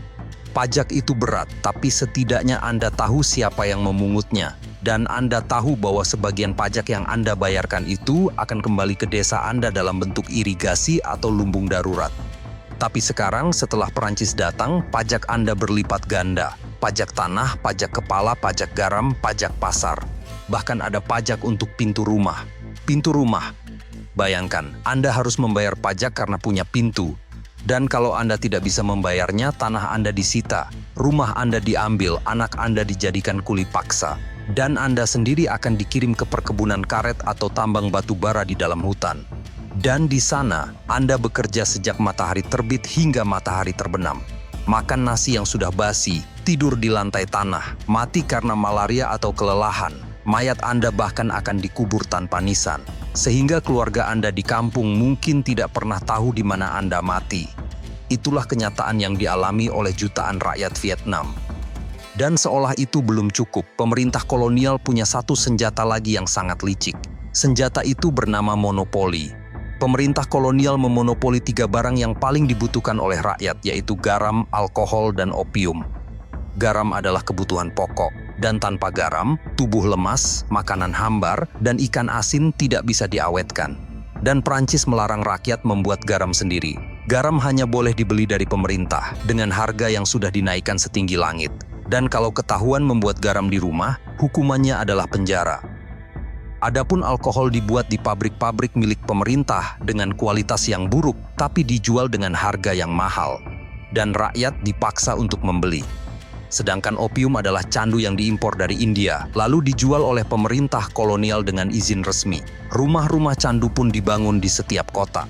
Dan di sana para pekerja bisa menjadi orang yang mabuk kepayang dengan harga murah, lalu bangun dalam keadaan miskin, sakit, dan kehilangan akal. Pemerintah kolonial dengan sadar membiarkan rakyat kecanduan, karena dari kecanduan itulah mereka meraup keuntungan. Sebab orang yang kecanduan tidak akan berpikir untuk memberontak. Orang yang kecanduan hanya akan berpikir untuk mendapatkan candu berikutnya. Dan begitulah Prancis memerintah. Bukan dengan pedang saja, tapi dengan garam, alkohol, dan candu. Perampokan yang dilegalkan dengan stempel dan seragam. Maka dari dalam mesin pemeras yang mengerikan itu, muncul sesuatu yang tidak pernah diprediksi oleh Prancis. Sesuatu yang kelak akan menjadi bumerang yang sangat mematikan. Sesuatu itu adalah sekolah. Kenapa sekolah? Begini ceritanya. Pada mulanya, Prancis membangun sekolah untuk anak-anak Vietnam dengan tujuan yang sangat sederhana, bahwa Prancis butuh juru tulis, butuh penerjemah, butuh pegawai rendahan yang bisa membaca dan menulis bahasa Prancis, supaya roda administrasi kolonial bisa berputar. Maka mereka membuka beberapa sekolah untuk orang Vietnam. Dan di sekolah-sekolah itu, untuk pertama kalinya dalam sejarah, anak-anak Vietnam belajar membaca. Bukan hanya membaca huruf, tapi membaca buku. Buku-buku dari Eropa, buku-buku tentang revolusi Prancis, buku-buku tentang kebebasan, persamaan, dan persaudaraan. Buku-buku tentang hak asasi manusia, buku-buku yang ditulis oleh para filsuf seperti Rousseau, Voltaire, dan Montesquieu. Dan di sanalah letak kesalahan terbesar Prancis. Mereka mengira anak-anak Vietnam akan membaca buku-buku itu, lalu menjadi pegawai yang patuh. Padahal yang terjadi adalah kebalikannya. Anak-anak Vietnam membaca buku-buku itu, lalu mereka menoleh ke sekelilingnya. Melihat negeri mereka dirampok, melihat rakyatnya dijadikan budak di tanah sendiri, melihat orang-orang berkulit putih dan berambut pirang hidup mewah di villa-villa besar. Dan anak-anak Vietnam mulai bertanya, kenapa kita dijajah? Kenapa kita tidak merdeka? Kenapa kita, sebagai bangsa yang punya sejarah ribuan tahun, harus tunduk kepada orang-orang yang datang dari seberang lautan? Kenapa? Kenapa? Dan kenapa? Seluruh pertanyaan semacam itu muncul di benak anak-anak Vietnam. Dan dari pertanyaan-pertanyaan itu, lahirlah generasi baru. Generasi yang bukan lagi petani yang buta huruf, tetapi pemuda-pemuda petani yang terpelajar. Dan pemuda-pemuda ini mulai menulis, mulai berpidato, mulai membentuk perkumpulan-perkumpulan rahasia, dan salah satu pemuda yang paling terkenal bernama Phan Boi Châu. Phan Boi Châu lahir pada tahun 1867 di Provinsi Nghệ An, daerah yang terkenal sebagai tanah kelahiran para pemberontak. Ia adalah seorang sarjana Konfusian, tapi pikirannya tidak tinggal di zaman kuno. Ia melihat Jepang bangkit dan mengalahkan Rusia kala itu. Dan ia berpikir, kalau Jepang yang dulu juga dijajah bisa bangkit dan menjadi kuat, kenapa Vietnam tidak bisa? Maka, ia pun menyerukan gerakan yang disebut Dom Du atau perjalanan ke timur. Idenya adalah kirim para pemuda Vietnam ke Jepang untuk belajar. Belajar ilmu militer, belajar teknologi, belajar cara membangun bangsa. Dan setelah mereka pulang, mereka akan memimpin perlawanan melawan Prancis. Dan pada tahun-tahun awal, gerakan ini seperti angin segar, di mana ratusan pemuda berangkat ke Jepang. Mereka belajar siang dan malam. Dan Phan Boi Châu menulis buku-buku yang dibagikan secara sembunyi-sembunyi, menyerukan kemerdekaan dengan kata-kata yang membara. Tapi Prancis tidak tinggal diam. Mereka menekan pemerintah Jepang dan akhirnya Jepang menutup pintu bagi para pemuda Vietnam. Gerakan Dom Du pun bubar. Phan Boi Châu sendiri diculik oleh agen Prancis di Cina pada tahun 1925, lalu dibawa pulang ke Vietnam dan dijatuhi hukuman mati, yang kemudian diubah menjadi tahanan rumah sampai akhir hayatnya. Gerakannya gagal, tapi idenya tidak mati. Ia sudah menanam benih api di dada ribuan pemuda, dan api itu akan terus menyala. Selain Phan Boi Châu, ada juga pemikir lain yang sangat penting. Namanya adalah Van Châu Trinh. Ia juga seorang cendekiawan, tapi ia percaya bahwa Vietnam tidak bisa merdeka dengan mengangkat senjata. Vietnam harus berubah dari dalam. Rakyat harus dididik, adat-adat yang kuno dan menindas harus dihapus. Dan yang paling penting, rakyat harus sadar akan hak-hak mereka. Maka, Van Châu Trinh berkeliling kemana-mana, berpidato tentang kebebasan, tentang pendidikan, tentang harga diri manusia. Ia tidak menyerang Prancis secara langsung. Ia justru menuntut supaya Prancis menjalankan apa yang mereka ajarkan sendiri, yaitu kebebasan, persamaan, persaudaraan. Kalau kalian bilang kalian datang untuk membawa peradaban, maka jalankan peradaban itu. Berikan kami hak bersuara, berikan kami hak bersekolah, berhenti merampok kami. Dan tentu saja, Prancis tidak suka mendengar itu, sehingga mereka menangkap Van Châu Trinh, memenjarakannya di Pulau Con Jau, yaitu pulau neraka yang terkenal sebagai tempat penyiksaan. Dan di sana ia tetap tidak berhenti. Ia menulis surat-surat yang menyelundup keluar, menyerukan agar rakyat tidak menyerah. Ia akhirnya dibebaskan, lalu diasingkan ke Prancis. Dan pada tahun 1926, ia meninggal di Saigon. Pemikirannya tentang reformasi mungkin kalah cepat dibandingkan api revolusi, tapi ia telah memberikan sesuatu yang sangat berharga, yaitu ia mengajarkan bahwa rakyat Vietnam bukanlah kuli, bukan budak, melainkan manusia yang punya martabat. Dan dari sanalah lahir keyakinan bahwa kemerdekaan bukan hanya soal mengusir penjajah, tapi juga soal membangun manusia yang merdeka. Dan di tengah-tengah pergolakan pikiran dan api perlawanan itu, lahirlah seorang anak laki-laki di sebuah desa kecil di Provinsi Nghệ An. Tanggalnya 19 Mei tahun 1890. Anak itu lahir dari seorang ayah yang menjadi guru desa dan seorang ibu yang sederhana. Mereka memberinya nama Nguyen Sinh Chung. Dan kelak, ia akan berganti nama berkali-kali dan dunia akan mengenalnya sebagai Ho Chi Minh. Tapi saat itu, ia hanyalah seorang anak kurus yang tinggal di rumah beratap jerami. Ia sering melihat ibunya menangis karena keluarganya miskin. Ia melihat para petani di desanya dipukuli oleh mandor pajak. Ia melihat para pemuda pergi dan tidak pernah pulang karena dikirim kerja paksa. Dan semua pemandangan itu menancap di benaknya seperti duri. Dan ketika ibunya meninggal, anak itu terasa runtuh. Tapi kesedihan itu tidak membuatnya lumpuh. Ia malah tumbuh menjadi pemuda yang pendiam, banyak membaca dan penuh pertanyaan. Ia pindah ke Hue lalu ke Saigon. Dan di Saigon, ia bekerja sebagai guru kecil-kecilan sambil mengamati kehidupan kota pelabuhan yang penuh dengan kapal-kapal asing. Ia melihat bendera-bendera asing berkibar di tanah airnya dan ia bertanya-tanya, kenapa negeri kami diinjak-injak? Kenapa kami tidak punya kapal sendiri? Tidak punya tentara sendiri? Tidak punya negara sendiri? Dan karena pertanyaan-pertanyaan itu tidak bisa dijawab di dalam negerinya sendiri, ia pun memutuskan untuk pergi ke luar negeri, pergi untuk melihat dunia, belajar, dan mencari jalan untuk menyelamatkan bangsanya. Maka, pada tanggal 5 Juni tahun 1911, di pelabuhan Nyarong kota Saigon, seorang pemuda berusia 21 tahun naik ke atas kapal bernama Latouche Treville. Kapal itu milik Prancis dan ia naik sebagai pekerja dapur dengan nama samaran Van Ba. Pekerjaan di dapur itu kotor dan melelahkan, tapi pemuda itu tidak peduli. Ia ingin melihat dunia. Ia ingin tahu kenapa bangsanya dijajah dan bagaimana caranya agar bangsanya bisa merdeka. Dan ketika kapal itu melepaskan tali-tali tambatnya dan mulai bergerak meninggalkan pelabuhan, ia berdiri di geladak, menatap daratan Vietnam yang semakin lama semakin kecil. Ia tidak tahu kapan ia akan kembali. Ia tidak tahu apakah ia akan mati di negeri asing. Tapi ia yakin satu hal, ia tidak akan pulang sebelum menemukan jawaban. Dan jawaban itu, setelah bertahun-tahun berkeliling dunia, akan ia temukan. Tapi itu adalah sejarah untuk bagian berikutnya.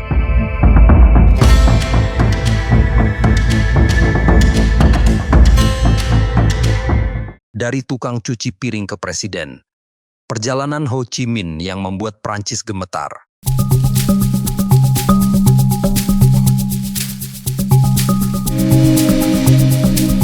Pekerjaan pertama Ho Chi Minh di atas kapal adalah sebagai tukang cuci piring. Tapi jangan bayangkan dapur kapal yang bersih. Dapur kapal laut pada awal abad 20 adalah neraka yang bergoyang-goyang. Panasnya luar biasa. Uap dari panci mengepul dan membuat kulit terasa seperti direbus. Lantainya licin oleh sisa makanan. Bau ikan busuk bercampur dengan bau keringat. Dan di tengah neraka itulah Ho Chi Minh bekerja. Ia mencuci piring dari pagi sampai malam. Tangannya lecet, punggungnya pegal. Tapi ia tidak pernah mengeluh, karena setiap kali kapal berlabuh di suatu pelabuhan asing, ia selalu turun dan mengamati. Ia melihat pelabuhan Marseille di Prancis, melihat pelabuhan New York di Amerika, melihat kota London yang berkabut, melihat kota-kota di Afrika yang juga dijajah oleh bangsa-bangsa Eropa.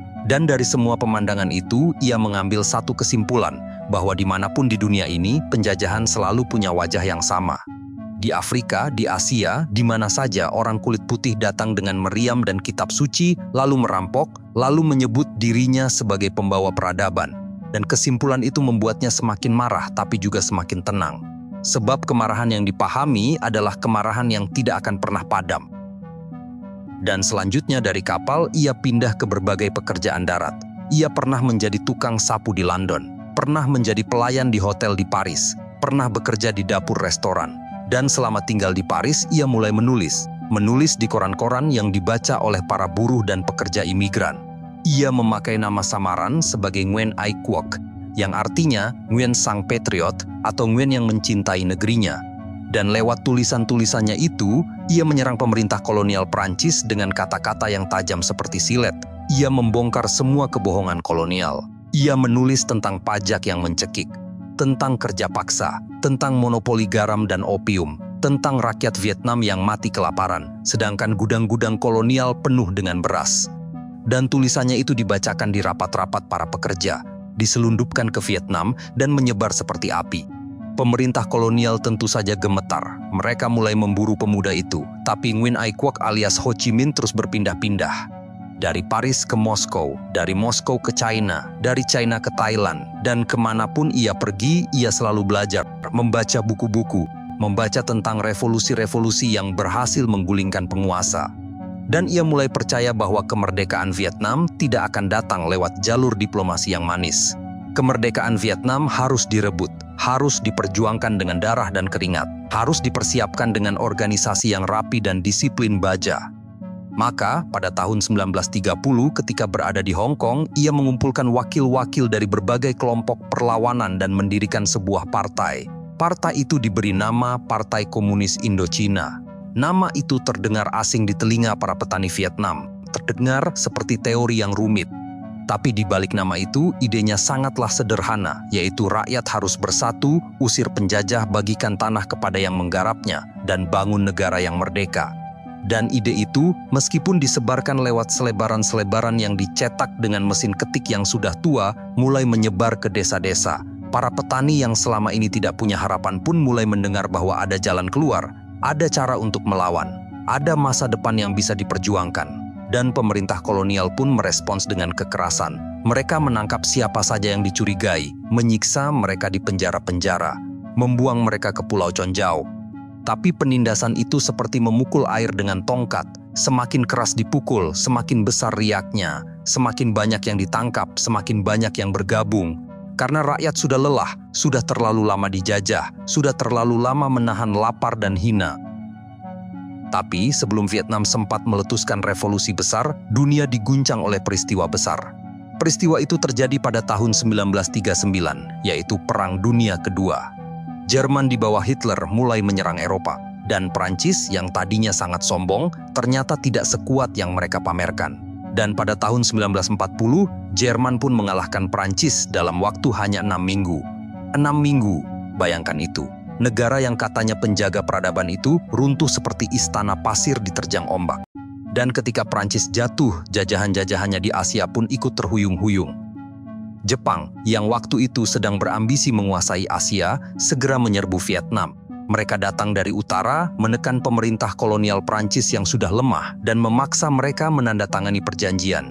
Isinya adalah, Jepang boleh menempatkan tentaranya di Vietnam, boleh menggunakan pelabuhan, jalan, dan bandar udara, boleh mengambil beras dan sumber daya lainnya. Dan Prancis tetap boleh menjalankan administrasi sehari-hari, tapi sebenarnya mereka hanyalah boneka yang digerakkan oleh Jepang. Jadi sekarang rakyat Vietnam punya dua penjajah sekaligus, dua penjajah yang sama-sama rakus, dua penjajah yang saling tersenyum, tapi sebenarnya saling curiga. Penjajah Jepang dan penjajah Prancis. Masa pendudukan Jepang adalah salah satu masa paling gelap dalam sejarah Vietnam, karena Jepang membutuhkan beras untuk memberi makan tentara mereka yang tersebar di Asia. Maka mereka memaksa para petani Vietnam menanam lebih banyak, lalu merampas hasilnya untuk dibawa ke Jepang. Sawah-sawah dikuasai, lumbung-lumbung dikosongkan. Dan pada saat yang sama, pemerintah kolonial Prancis juga masih memungut pajak dan mengeruk keuntungan. Dua mesin pemeras bekerja bersama-sama, ibarat dua pompa yang mengisap darah rakyat Vietnam. Dan akibatnya adalah kelaparan, bukan kelaparan biasa, tapi kelaparan yang mengerikan. Kelaparan yang tidak bisa dibayangkan oleh orang-orang yang perutnya selalu kenyang. Kelaparan yang terjadi di sepanjang tahun 1944 sampai 1945. Kelaparan yang kemudian dikenal sebagai Nan Doi At Dau atau bencana kelaparan tahun At Dau. Coba Anda bayangkan. Sebuah desa di delta Sungai Merah, sawah-sawah terbentang luas, hijau, indah, tapi rakyatnya kurus kering, perut mereka buncit karena busung lapar. Mereka memakan apa saja, kulit pisang, umbi-umbian liar, bahkan tanah liat. Ya, tanah liat. Orang-orang yang putus asa memakan tanah liat untuk mengelabui perut mereka, dan banyak yang mati dengan perut penuh tanah. Adapun mereka yang masih hidup berjalan seperti hantu dengan mata cekung dan kaki yang gemetar. Dan dari desa ke kota, dari utara ke selatan, orang-orang jatuh dan tidak bangun lagi. Jumlah korban, ada yang bilang 1 juta, ada yang bilang 2 juta, bahkan ada yang bilang lebih dari itu. Tidak ada yang tahu angka pastinya, sebab penjajah tidak pernah repot-repot menghitung mayat orang-orang mati. Yang jelas, bencana itu adalah salah satu pembantaian massal paling mengerikan dalam sejarah modern. Dan para penjajah, baik Prancis maupun Jepang, hanya saling tunjuk. Itu salah mereka, kata Jepang. Itu salah mereka, kata Prancis. Sedangkan rakyat Vietnam yang kurus kering terus mati di pinggir jalan, jauh dari pemberitaan, jauh dari kemarahan dunia. Dan di tengah-tengah neraka kelaparan itulah Ho Chi Minh pulang. Pulang setelah 30 tahun berkeliling dunia. Pulang ke Vietnam pada awal tahun 1941. Ia menyeberangi perbatasan dari China, berjalan kaki melewati hutan-hutan di utara, dan tiba di sebuah gua kecil di kawasan Pak Bo, Provinsi Cao Bang. Dan dari gua itulah ia mulai membangun kembali gerakan perlawanan. Ia membentuk sebuah front persatuan yang diberi nama Viet Minh. Viet Minh adalah singkatan dari Vietnam Doc Lap Dong Minh Hoi, yang artinya Liga untuk Kemerdekaan Vietnam. Dan ide di balik Viet Minh sangat sederhana, yaitu lupakan sejenak perbedaan ideologi, lupakan komunis, nasionalis, petani, buruh, pedagang. Yang penting adalah satu hal, yaitu usir penjajah, usir Jepang, usir Prancis. Merdeka, merdeka, merdeka. Dan seruan itu langsung menyambar seperti api di musim kemarau. Para pemuda di desa-desa pun mulai berdatangan ke hutan untuk berlatih gerilya. Para pelajar dan pekerja di kota-kota juga membentuk jaringan bawah tanah. Para ibu-ibu menyelundupkan makanan dan obat-obatan. Para pedagang menyumbangkan uang. Dan perlawanan yang tadinya tersebar dan tidak teratur, sekarang mulai punya arah, mulai punya komando, mulai punya tujuan yang jelas. Dan pada bulan Agustus tahun 1945 terjadi peristiwa yang mengguncang dunia, di mana Jepang menyerah kepada sekutu setelah kota Hiroshima dan Nagasaki dihancurkan oleh bom atom. Dan kekaisaran Jepang yang tadinya berambisi menguasai Asia runtuh seketika. Adapun di Vietnam muncul kekosongan kekuasaan. Kekosongan itu seperti pintu yang tiba-tiba terbuka lebar, sehingga Ho Chi Minh dan Viet Minh melihat kesempatan itu, dan mereka bertindak cepat, sangat cepat. Rakyat pun bangkit. Di Hanoi, di Hue, di Saigon, di kota-kota kecil dan desa-desa, massa turun ke jalan. Mereka merebut gedung-gedung pemerintahan, merebut gudang-gudang beras, merebut stasiun radio. Dan dalam waktu yang sangat singkat, Viet Minh menguasai hampir seluruh wilayah Vietnam. Revolusi ini kemudian dikenal sebagai Revolusi Agustus. Dan itu tidak terjadi karena keberuntungan semata. Itu terjadi karena selama bertahun-tahun, Viet Minh sudah menyiapkan jaringannya di mana-mana. Sudah menyusun organisasi di bawah tanah. Sudah mengisi dada rakyat dengan harapan. Jadi ketika pintu kesempatan terbuka, rakyat tidak bingung. Mereka langsung tahu apa yang harus mereka lakukan. Dan puncaknya terjadi pada tanggal 2 September tahun 1945. Di lapangan Bading, di kota Hanoi, puluhan ribu orang berkumpul. Banyak yang datang dari desa-desa jauh, berjalan kaki berhari-hari hanya untuk mendengar satu suara. Dan di atas mimbar sederhana, seorang pria kurus dengan janggut tipis pun berdiri. Pria itu adalah Ho Chi Minh, pria yang dulu bekerja sebagai tukang cuci piring di kapal. Pria yang dulu menulis surat-surat dari penjara. Pria yang dulu tidur di gua-gua di hutan. Pria itu berdiri di depan rakyatnya, di tanah airnya, dan ia membacakan sebuah proklamasi kemerdekaan Vietnam. Dan kalimat pertama yang keluar dari mulutnya bukanlah kalimat buatan sendiri. Ia meminjam kalimat dari dokumen yang ditulis oleh orang-orang yang dulu menganggap dirinya sebagai bangsa yang beradab. Ia berkata, "Semua manusia dilahirkan sama, mereka diberi oleh penciptanya hak-hak yang tidak dapat dicabut. Di antaranya adalah hak untuk hidup, hak untuk merdeka, dan hak untuk mengejar kebahagiaan."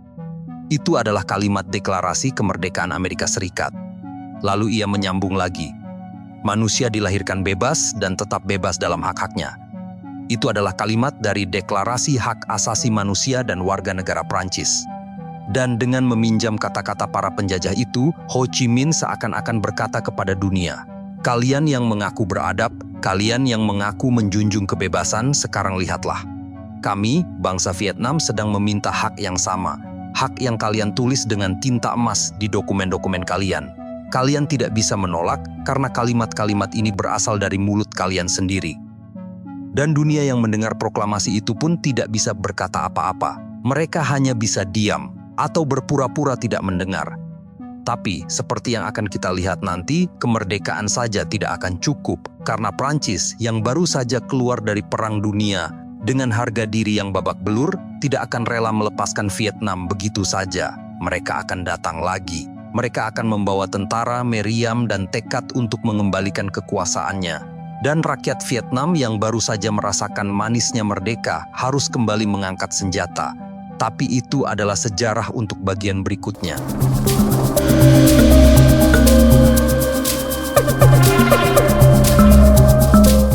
Prancis kembali dengan meriam, Amerika masuk dengan uang, Inggris datang sebagai pelayan setan. 3 penjajah yang bersekongkol melawan rakyat Vietnam. Hỡi đồng bào cả nước, tất cả mọi người đều sinh ra có quyền bình đẳng, tạo hóa cho họ những quyền không ai có thể xâm phạm được.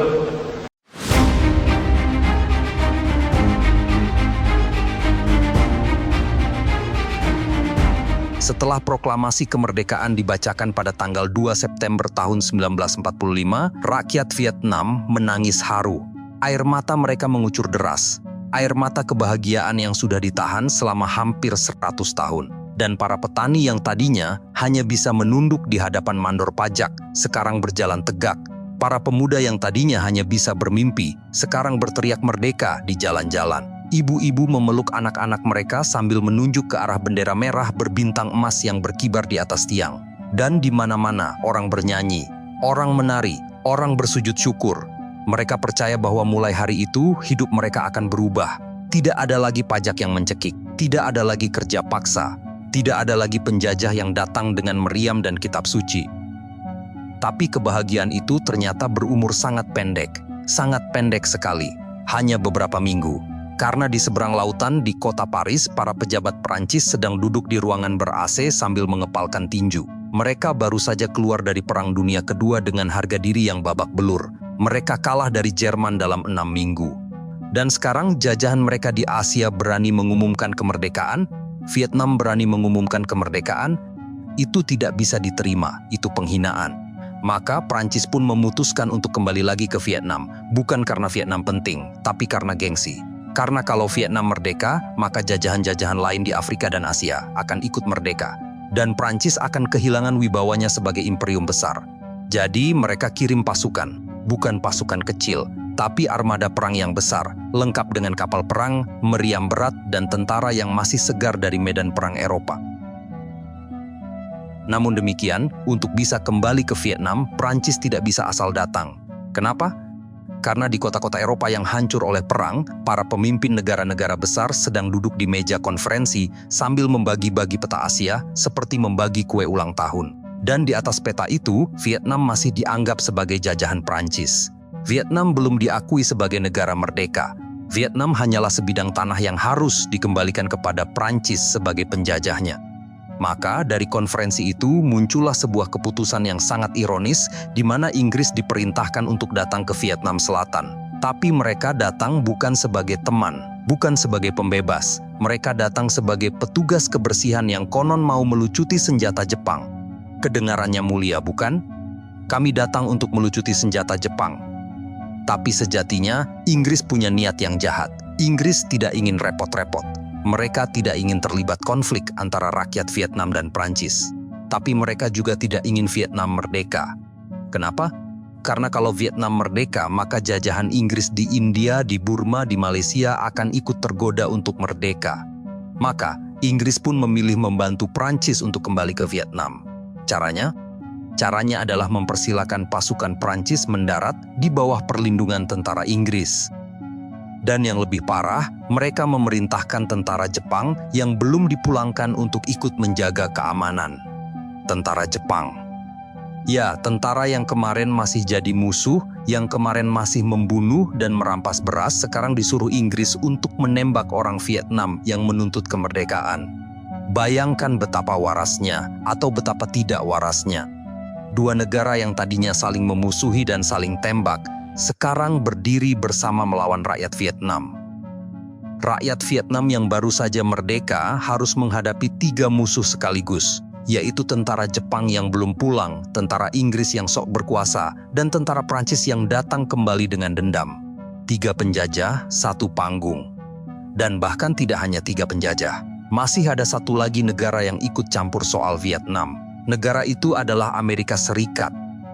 Pada mulanya, Amerika tidak peduli dengan Vietnam. Presiden Roosevelt bahkan pernah bilang bahwa ia tidak ingin melihat kolonialisme Eropa kembali ke Asia. Tapi Roosevelt mati pada bulan April tahun 1945, dan penggantinya, yaitu Presiden Harry S. Truman, punya pandangan yang berbeda. Truman takut pada satu hal, yaitu komunisme.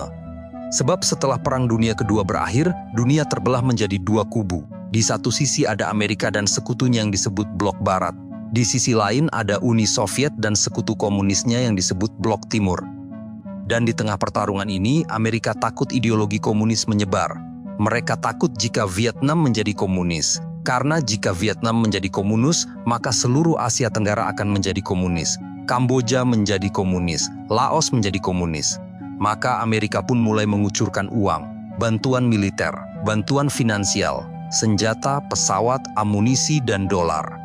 Dan semakin lama, bantuan Amerika semakin besar. Apalagi setelah perang di semenanjung Korea meletus pada tahun 1950, ketakutan Amerika terhadap komunisme berubah menjadi histeria. Bahkan pada puncaknya, Amerika menanggung hampir 80% biaya perang Prancis di Vietnam. 80%. Bayangkan itu. Prancis berperang untuk gengsi, tapi yang membayar adalah Amerika. Prancis mengirim tentara untuk mati, tapi yang menyediakan peluru adalah Amerika. Maka, dengan restu Inggris dan uang dari Amerika, pasukan Prancis pun mendarat di Saigon pada bulan September tahun 1945. Kota yang dulu pernah mereka tinggalkan karena takut mati kelaparan, sekarang mereka datangi dengan senjata, dengan meriam, dengan gengsi yang berkobar, dan rakyat Saigon melawan, melemparkan batu, menembak dengan senapan-senapan tua yang dirampas dari gudang Jepang. Tapi Prancis datang dengan tank dan pesawat tempur.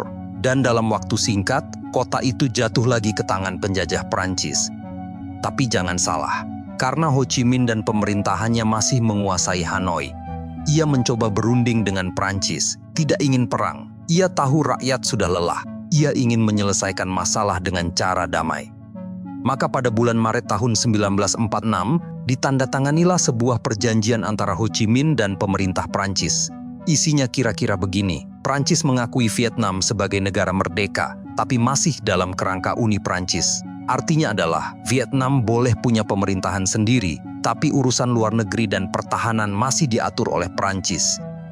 Itu setengah merdeka, bagaikan burung yang dilepas dari sangkar, tapi kakinya masih diikat tali. Dan Ho Chi Minh sebenarnya tahu betul itu, tapi ia berpikir lebih baik setengah merdeka dulu daripada langsung perang habis-habisan. Ia ingin mengulur waktu, ingin memperkuat pasukan, ingin membangun kekuatan rakyat. Jadi, ia menerima perjanjian itu sambil tersenyum, senyum yang penuh perhitungan. Tapi Prancis rupanya tidak punya niat untuk menepati janji. Mereka menganggap perjanjian itu hanya selembar kertas untuk menenangkan Ho Chi Minh. Buktinya, beberapa bulan kemudian, Prancis mengirim lebih banyak tentara ke utara. Mereka merebut kantor-kantor pemerintahan, memprovokasi rakyat di kota-kota, dan puncaknya terjadi di kota pelabuhan Haiphong pada bulan November tahun 1946. Di sana, sebuah kapal perang Prancis menembaki kota tanpa peringatan. Bukan satu atau dua tembakan, tapi ratusan tembakan. Peluru-peluru meriam menghantam rumah-rumah penduduk, sekolah-sekolah, pasar-pasar, ribuan warga sipil tewas. Ribuan, bayangkan itu, orang-orang yang sedang sarapan, sedang menggendong anak, sedang berdagang di pasar, tiba-tiba hancur berkeping-keping oleh peluru dari kapal yang datang dari negeri yang katanya penjaga peradaban. Dan tidak ada yang dihukum, tidak ada yang ditangkap, tidak ada yang diadili, hanya ada mayat-mayat dan tangisan. Dan disitulah, di atas puing-puing Haiphong, semua pintu perdamaian akhirnya tertutup, tersumbat oleh darah dan kesombongan. Maka, pada tanggal 19 Desember tahun 1946, Ho Chi Minh pun mengeluarkan seruan kepada seluruh rakyat Vietnam. Saudara-saudara, kita ingin perdamaian. Kita sudah mengalah. Tapi semakin kita mengalah, semakin mereka menginjak kita. Maka sekarang tidak ada jalan lain. Kita harus melawan, demi tanah air, demi kemerdekaan. Begitu seruan itu menyebar, rakyat pun bangkit. Mereka menyerbu Prancis di Hanoi. Mereka memadamkan lampu-lampu kota pada malam hari. Dan sejak malam itu, perang pun dimulai. Perang yang akan berlangsung selama 8 tahun. Perang yang akan mengubah Vietnam menjadi neraka, sekaligus menjadi kuburan bagi ribuan tentara Prancis. Perang yang kemudian dikenal dengan nama Perang Indochina Pertama. Sekarang, coba renungkan. Anda adalah seorang petani Vietnam pada tahun 1947. Anda tinggal di sebuah desa di pinggir hutan. Anda tidak punya senjata, tidak punya pelatihan militer. Yang Anda punya hanyalah cangkul, kerbau, dan sawah. Lalu suatu hari datang sekelompok pemuda berseragam hijau pudar. Mereka adalah tentara Viet Minh. Mereka datang bukan untuk meminta uang, bukan untuk merampas makanan. Mereka datang untuk mengajak Anda berjuang. Mereka bilang begini, Prancis sudah kembali, mereka ingin menjajah kita lagi. Kalau kita tidak melawan, anak cucu kita akan jadi budak selamanya. Dan Anda yang masih ingat betapa kejamnya penjajahan Prancis yang tadinya hanya ingin hidup tenang, sekarang harus memilih antara diam dan menjadi budak atau bergerak dan menjadi pejuang. Tentu saja Anda memilih untuk menjadi pejuang yang berjuang bersama jutaan petani Vietnam. Maka dari sinilah lahir perang rakyat, perang yang tidak punya garis depan, tidak punya seragam resmi. Perang yang setiap rumah bisa jadi markas, setiap hutan bisa jadi benteng, setiap petani bisa jadi tentara. Sedangkan Prancis yang terbiasa dengan perang di tempat terbuka benar-benar kebingungan. Mereka tidak tahu siapa musuh mereka. Musuh bisa muncul dari balik semak-semak, melemparkan granat, lalu menghilang. Musuh bisa berpura-pura jadi petani di siang hari, lalu berubah jadi penembak di malam hari. Musuh bisa memasang ranjau di jalan yang tadi pagi masih aman. Tentara Prancis pun hidup dalam ketakutan. Mereka tidak pernah bisa tidur nyenyak, dan setiap suara langkah kaki di kegelapan bisa jadi maut. Setiap orang Vietnam yang tersenyum bisa jadi musuh. Setiap hutan, setiap sungai, setiap jembatan adalah ancaman. Maka pasukan Prancis mulai bertanya-tanya, kenapa kita ada di sini? Kenapa kita berperang di negeri yang tidak pernah kita pahami? Tapi pertanyaan-pertanyaan itu hanya muncul di dalam hati, karena di depan umum mereka tetap harus berbaris dengan gagah. Karena begitulah tentara, mereka dilatih untuk patuh bukan untuk bertanya. Dan di markas Viet Minh yang tersembunyi di dalam hutan, seorang pria berusia 50-an duduk. Pria itu kurus, rambutnya sudah mulai memutih, tapi matanya setajam elang. Dialah Jenderal Phong Wen Giap, seorang guru sejarah yang tidak pernah sekolah militer. Seorang pria yang dulu mengajar di sekolah menengah, sekarang memimpin tentara rakyat melawan imperium terkuat di dunia kala itu. Ia belajar dari buku-buku, dari pengalaman, dari kekalahan dan kemenangan. Ia membaca tentang perang gerilya, tentang taktik mengepung, tentang cara mengalahkan musuh yang lebih kuat, dan ia mengajarkan kepada pasukannya sebuah prinsip, yaitu, kalau musuh kuat jangan lawan dia secara langsung. Pukul dia di titik terlemah, buat dia kelelahan, buat dia kelaparan, buat dia takut pada bayangannya sendiri. Prinsip itu dijalankan dengan sangat disiplin. Maka, pasukan Viet Minh yang dipimpinnya pun memilih pertempuran-pertempuran yang sembunyi, menyerang konvoi, menghancurkan jembatan, membunuh perwira-perwira penting, lalu menghilang ke dalam hutan. Dan di tengah perang yang sedang berkecamuk itu, Prancis mencoba sebuah strategi. Mereka menciptakan sebuah negara boneka di selatan. Mereka memilih seorang mantan kaisar bernama Barodai untuk menjadi kepala negara. Barodai adalah pria yang gemar berfoya-foya. Ia lebih suka berburu harimau dan berjudi di Monte Carlo daripada memimpin rakyat. Tapi bagi Prancis, dia adalah alat yang sempurna, sebab dia bisa diatur, bisa disuruh tanda tangan apa saja. Maka, pada tahun 1949, mereka pun mendirikan negara Vietnam dengan Barodai sebagai kaisar boneka. Mereka berharap rakyat Vietnam berbondong-bondong mendukung Barodai. Tapi apa yang terjadi? Yang terjadi adalah rakyat Vietnam malah mencibir. Mereka tidak mau dipimpin oleh orang yang hidupnya bergelimang kemewahan, sedangkan mereka sendiri makan singkong. Mereka tidak mau tunduk kepada boneka yang digerakkan oleh tali dari Paris. Dan semakin Prancis berusaha meyakinkan dunia bahwa Barodai didukung rakyat, semakin besar pula dukungan rakyat kepada Viet Minh. Semakin besar kebencian mereka terhadap Prancis, karena di mata rakyat hanya ada dua pilihan, yaitu penjajah dan boneka atau Ho Chi Minh dan kemerdekaan. Dan rakyat memilih Ho Chi Minh, memilih kemerdekaan, memilih berjuang. Maka perang pun terus berkecamuk. Tahun berganti tahun, 8 tahun. Dan selama 8 tahun ini, Anda ingat apa yang terjadi di Indonesia? Di Indonesia, terjadi proklamasi kemerdekaan tahun 1945. Lalu perang kemerdekaan melawan Belanda, dan akhirnya pengakuan kedaulatan tahun 1949. Vietnam masih berdarah-darah sampai tahun 1954. Kenapa? Karena Prancis tidak mau belajar. Mereka tidak mau mengakui bahwa mereka telah kalah. Mereka terus mengirim tentara, dan semakin banyak yang mereka kirim, semakin banyak yang mati, semakin banyak janda yang menangis di Paris, semakin banyak ibu Prancis yang menerima surat duka dari pemerintah. Dan sebaliknya, di Vietnam, semakin banyak desa yang hancur, semakin banyak rakyat yang bergabung dengan Viet Minh. Sebuah lingkaran neraka yang tidak ada habisnya. Hingga akhirnya pada tahun 1953, para jenderal Prancis akhirnya duduk bersama dalam sebuah rapat. Mereka membahas bagaimana caranya mengalahkan Viet Minh sekali pukul. Bagaimana caranya memancing tentara gerilya Viet Minh agar keluar dari hutan, tidak sembunyi lagi, dan mau bertempur di tempat yang terbuka. Maka setelah berdebat panjang, mereka pun menemukan jawabannya. Mereka akan membangun sebuah pangkalan militer besar di sebuah lembah terpencil di barat laut Vietnam. Lembah itu bernama Dien Bien Phu.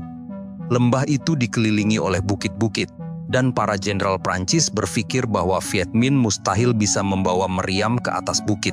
Viet Minh tidak punya cukup tenaga, tidak punya cukup waktu, Dan kalau mereka mencoba menyerang, maka Prancis akan menghancurkan mereka dari udara.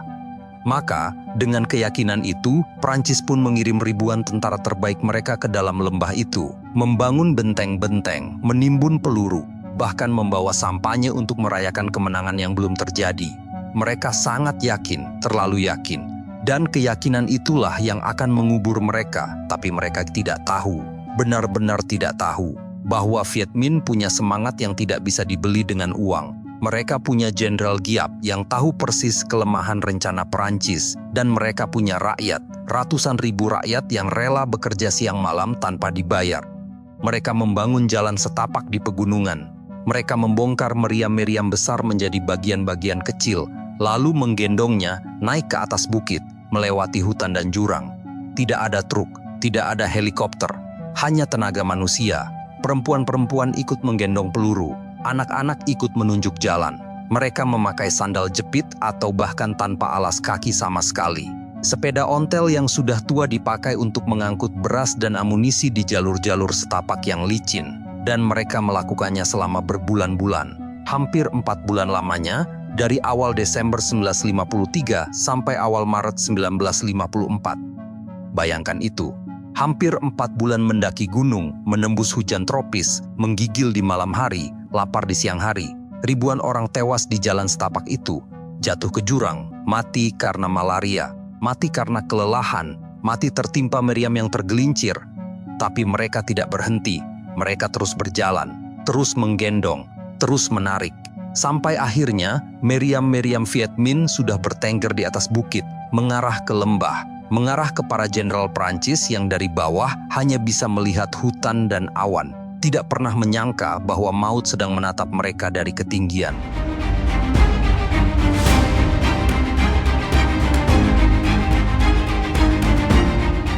Dentuman maut dari atas bukit. Saat langit Dien Bien Phu runtuh dan sampahnya kemenangan berubah jadi darah.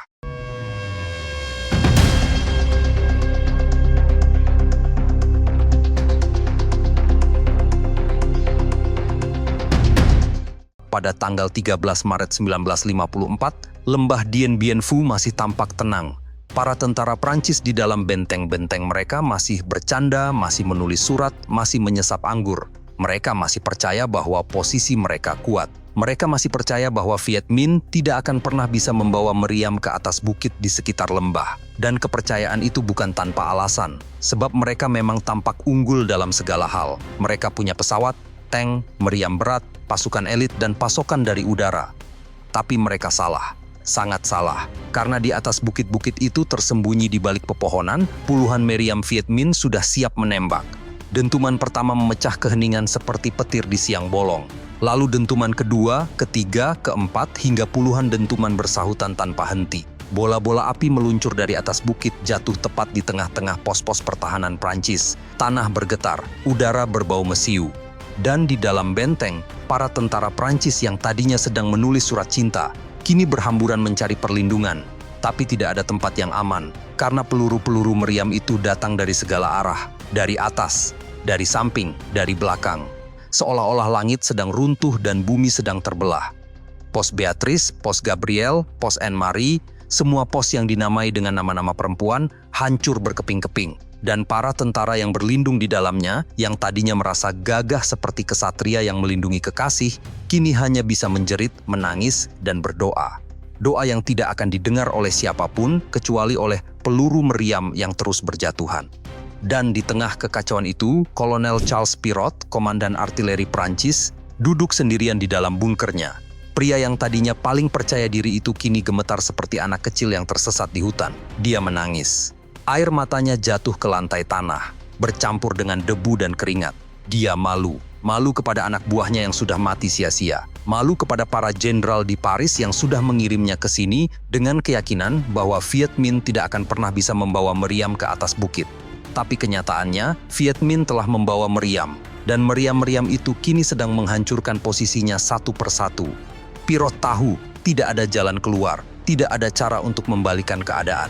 Maka pada malam harinya, dia mengambil sebuah granat, mencabut pinnya, dan meledakkan dirinya sendiri. Bunuh diri, Bukan karena dia takut mati, tapi karena dia tidak sanggup menanggung rasa malu yang begitu dalam. Dan kematiannya hanyalah awal dari ribuan kematian lain yang akan menyusul di lembah itu. Serangan pertama Viet Minh difokuskan ke pos Beatrice. Pos ini dipertahankan oleh pasukan legiun asing Prancis, tentara bayaran dari berbagai negara yang terkenal tangguh. Tapi malam itu, ketangguhan mereka tidak berarti apa-apa. Karena sebelum infanteri Viet Minh menyerbu, ratusan peluru meriam sudah lebih dulu menghujani pos itu. Kawat berduri putus, parit-parit runtuh, bunker-bunker retak. Dan ketika pasukan Viet Minh muncul dari kegelapan dengan senjata di tangan, mereka menemukan pos Beatrice sudah menjadi kuburan massal. Banyak tentara Prancis tewas di dalam parit, tubuh mereka terkubur tanah. Yang masih hidup melawan dengan putus asa, tapi mereka kalah cepat, kalah banyak, dan kalah semangat. Dalam waktu beberapa jam, pos Beatrice jatuh. Bendera merah berbintang emas berkibar di atasnya. Dan dari kejauhan, para perwira Prancis di markas utama hanya bisa menatap dengan mulut ternganga. Mereka tidak percaya, mereka tidak mau percaya, tapi itulah kenyataannya. Viet Minh bukan lagi gerombolan petani bersenjata bambu runcing. Mereka adalah tentara yang terorganisir, disiplin, dan haus kemenangan. Keesokan harinya, giliran pos Gabriel diserang. Dan pola yang sama terulang di mana meriam Viet Minh menghujani pos itu tanpa ampun. Lalu pasukan infanteri menyerbu dari berbagai arah. Tapi kali ini pertempuran lebih sengit. Pasukan Prancis di pos Gabriel, yang sebagian besar adalah tentara Aljazair, bertahan mati-matian. Mereka melemparkan granat, menembak dengan senapan mesin, bahkan bertarung dengan bayonet. Tapi Viet Minh tidak mundur. Mereka datang dalam gelombang demi gelombang, seperti air bah yang tidak bisa dibendung. Dan ketika fajar menyingsing, pos Gabriel pun jatuh. Banyak tentara Aljazair yang tewas, banyak yang melarikan diri ke hutan, dan banyak yang ditawan. Dan di markas utama, komandan tertinggi Prancis, Jenderal Christian de Castries, mulai menyadari bahwa situasi sudah di luar kendali.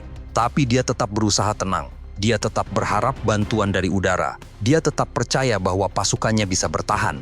Padahal di dalam hatinya, dia tahu bahwa harapan itu semakin tipis, seperti asap yang tertiup angin.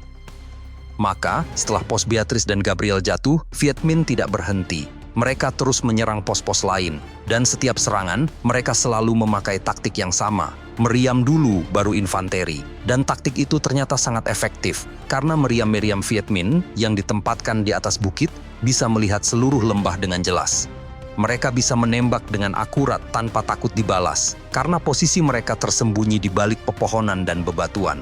Sedangkan meriam-meriam Prancis di dalam lembah yang seharusnya lebih canggih, justru tidak bisa berbuat banyak, karena mereka tidak bisa melihat ke atas bukit. Dan setiap kali mereka mencoba membalas, Viet Minh langsung menghilang ke dalam hutan. Maka, satu persatu pos Prancis tumbang. Pos Anne-Marie, pos Dominique, pos Eliane. Semuanya hancur, dan para tentara Prancis yang masih hidup mulai kehilangan harapan. Mereka tidak lagi berani keluar dari bunker, mereka tidak lagi berani menembak. Mereka hanya duduk meratapi nasib sambil menunggu giliran mereka mati. Dan kemudian musim hujan tiba, hujan tropis yang deras mengguyur lembah tanpa henti. Parit-parit berubah menjadi sungai lumpur, bunker-bunker bocor dan penuh air, amunisi basah dan tidak bisa dipakai. Makanan mulai membusuk, obat-obatan habis. Dan tentara yang terluka tidak bisa dirawat lagi. Luka-luka mereka membusuk di tengah lumpur dan air hujan. Belatung mulai muncul di luka-luka yang menganga. Bau busuk memenuhi udara. Bau mayat yang membusuk bercampur dengan bau keringat dan ketakutan. Tikus-tikus berkeliaran di antara mayat-mayat. Lalat-lalat beterbangan di mana-mana.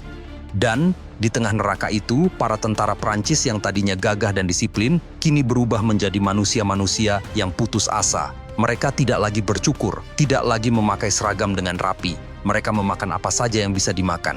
Tikus mereka makan, kulit pohon mereka makan. Bahkan ada yang memakan sepatu mereka sendiri, seperti yang dulu dilakukan oleh pendahulu mereka di Saigon hampir 100 tahun sebelumnya. Dan di antara mereka, ada yang mulai menulis surat terakhir untuk istri dan anak-anak mereka di Prancis. Surat yang berisi permintaan maaf karena mereka tidak akan pernah pulang. Surat yang mungkin tidak akan pernah sampai.